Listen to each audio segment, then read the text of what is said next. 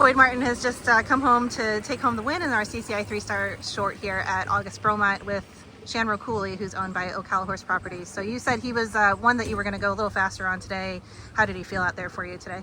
Oh, he's a fantastic horse. He's a big fella, but he gallops well. Actually, I'm shocked. I've only had him for a couple of events so far, and it's sort of been tippy-toeing around. And obviously, it's one of Liz's champion horses, and it's just a real honour and privilege. You know, it was the first time I sort of opened him up a little bit, and yeah, like I said, like for a big horse, he actually's got a big step, and I was impressed actually with his galloping ability, because I thought he might be slow, but he's not. So yeah, very, very pleased with him. And tell me a little bit about just building a partnership with a horse that was so established with another rider, and you obviously got the opportunity to take over from Liz while she's recovering, and we're all thinking of her. So what have you done to get to this point with Dallas, as he's called? You know, I think it takes about 2 years. I've sort of gone through it a few times, obviously with Shanroe and Trading Aces and Bruno. You know, like it actually takes about 2 years for it to really gel. You know, I've nearly had, you know, sort of just really got started with the horses this year, and they're slowly sort of, we're starting to understand each other a little bit, and you know, it's probably me and Liz shared the same coaches, so I think I've had a huge advantage with Peter Wild and Eric Devander sort of checking in, and you know, they work so closely with Liz, so I've sort of had a bit of a head start thanks to the boys advising me, and I have to say they're beautifully trained horses, you know, and me and Liz were always sort of rivals at the competitions, but I have to admire, like with all the horses, they know their job. Like even if you're not quite perfect to some of the accuracy fences, they fight for you and jump through the fences, which is a credit to Liz's training. So. For sure. You said that you were using Bromont this weekend as just a setup for your fall campaign. So what will Shanroe Cooley do this fall?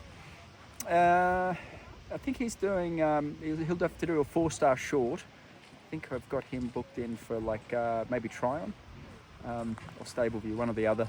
And he'll do a 4-shot short there, and hopefully that goes smoothly, and then we'll be qualified for the Malvern Park 4 long. And then if that goes well, we'll regroup and see what the Ocala boys want to do. And well, he's got a bunch of owners, Renee Lane and Liz's mum and stuff, so one step at a time. We've got through our first FEI event successfully, and our next stop is a 4 short, and then if that goes well, we'll look at a 4 long. Okay. And Luke 140 goes into 3rd overall for the weekend, your final horse out today. So how was he, and where is he going this fall?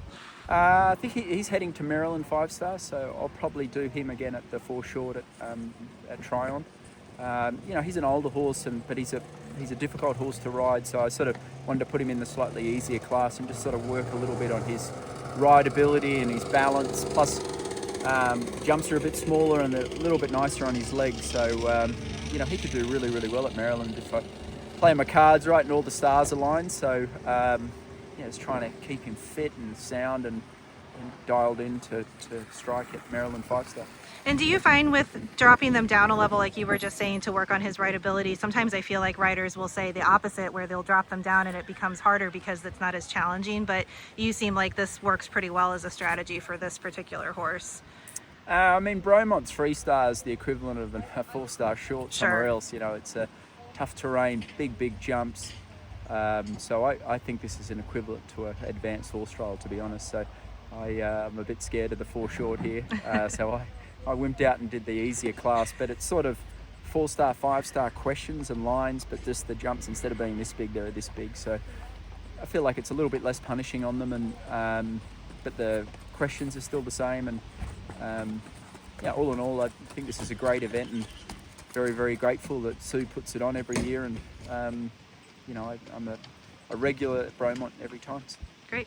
Well, I don't think anybody's going to be calling you a wimp, Boyd, so congratulations. Thank you so much for coming to Bromont. We'll see you next year. Cheers.